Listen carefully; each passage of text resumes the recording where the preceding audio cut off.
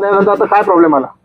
तर हे सगळं करून देत असताना तिच्यात मधात जे जुनी इमारत मालक होते त्यांना हे माहीत पडलं की बा ही शाळा जाणार आहे. तर त्या इमारत मालकांनी तिच्यात कुठची इमारत? दर्यापूर बाबळी हे शाळा पहिले कुठे होती?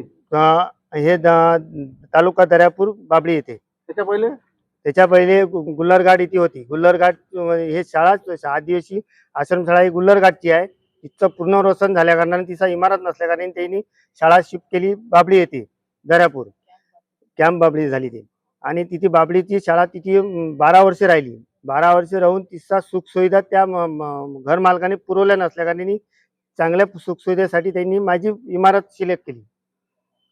सगळं केल्यावर त्यांनी इमारत मालकाने जो जुना इमारत बाबळीचे त्यांनी पेपरबाजी करून माझं कामात हस्तक्षेप केला. तर त्याच्यामुळे माझं काम माझं जे शिफ्टिंग होणार होती 1 डिसेंबरला जे साहेबांनी दिली ती शुक्ला साहेबांनी, तर त्याच्यात व्यत्यय आला आणि त्यांनी मग ATC ऑफिस अमरावती अप्पर आयुक्त तर त्यांनी समिती नेमली.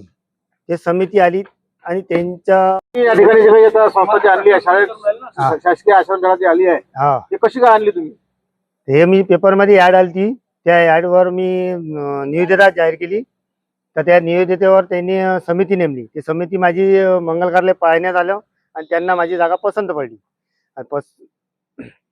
ते पसंत पडल्यावर त्यांनी एक आदेश काढला की बा तुम्ही ह्या सुखी म्हणजे बा 15 वर्ग खोल्या, 12 संडास, 12 बाथरूम ह्या बा तुम्ही करून देण्यास तयार आहे काय? तर मी म्हटलं बा मला मी पक्क लेटर द्या, त्या हिशोबाने मी करून देण्यास तयार आहो.